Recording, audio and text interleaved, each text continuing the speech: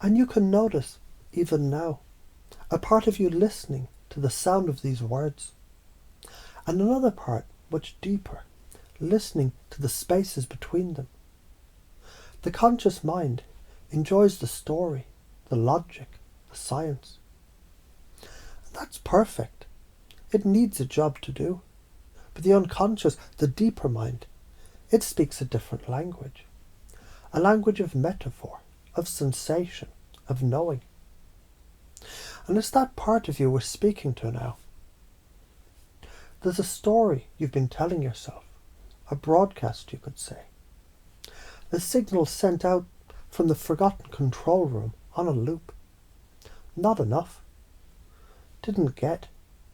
Need to become. And the universe, in its flawless, impersonal physics, has no choice but to arrange itself around that signal, reflecting that fractured frequency back to you in the form of your days. You think it's reality, but it's just a recording. An old scratchy record playing the same 3 notes of a lie. But what if you could change the station?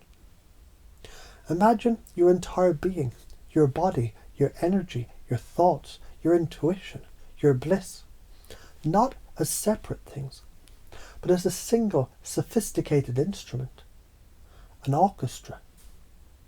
For years, maybe, your whole life, you've been hearing the percussion section, the frantic, fearful beat of the body and its survival energy. Thump, thump, must survive, must get. Thump, it's loud, it's demanding. It's convinced it's the entire fucking symphony. But now, you can begin to listen to the other instruments.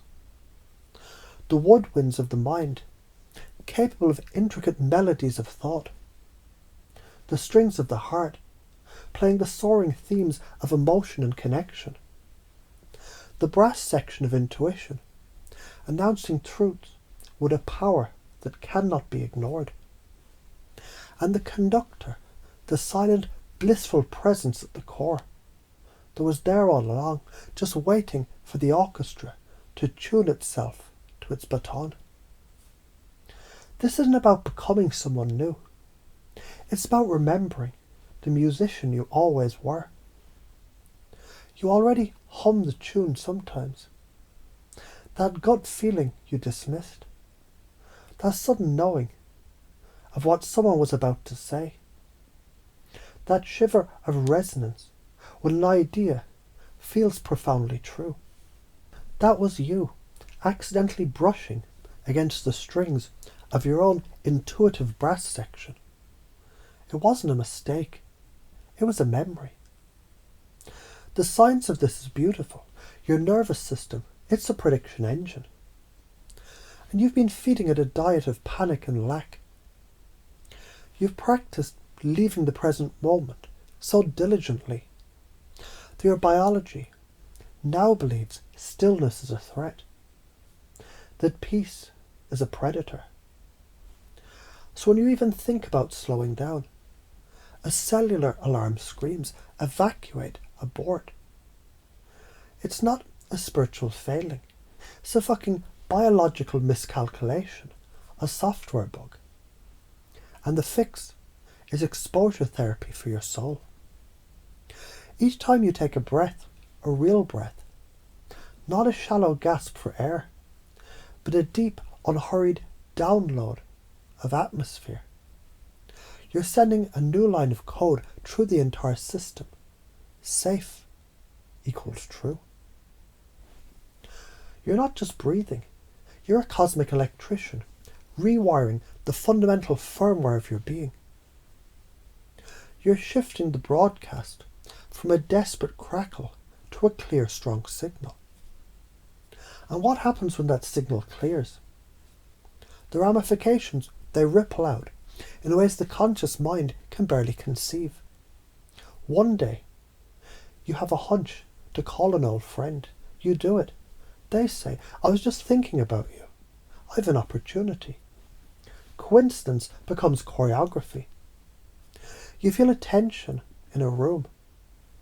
And instead of absorbing it, you know to breathe and change the frequency. You become a translator of energy.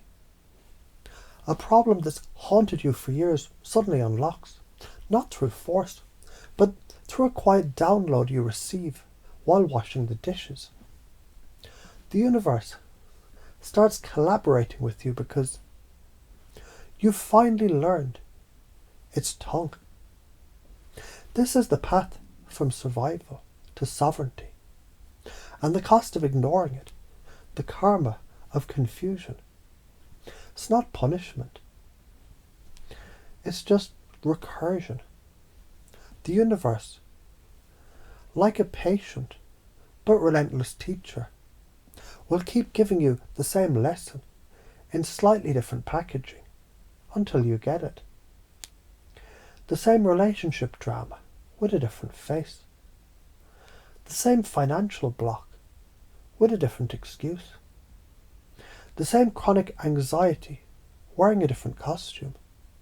It'll keep looping until your soul gets so bored of the reruns it decides to change the channel for good. So we install a new core belief, not as a hopeful thought, but as a fundamental truth woven into the fabric of your unconscious identity. The old story, I'm a person, sometimes lucky, sometimes intuitive, searching for my purpose. The new story, installed now, I am a sovereign, multidimensional being. My intuition is my native language. My body is my instrument. My life is my creation. I'm here to remember and to radiate coherence. Let that sink past the conscious critic. Let it find its home in the depths. Your unconscious knows the truth of this. It has the evidence. It can now gather every hunch, every synchronicity, every moment of profound peace, and use them as an unshakable foundation for this new identity.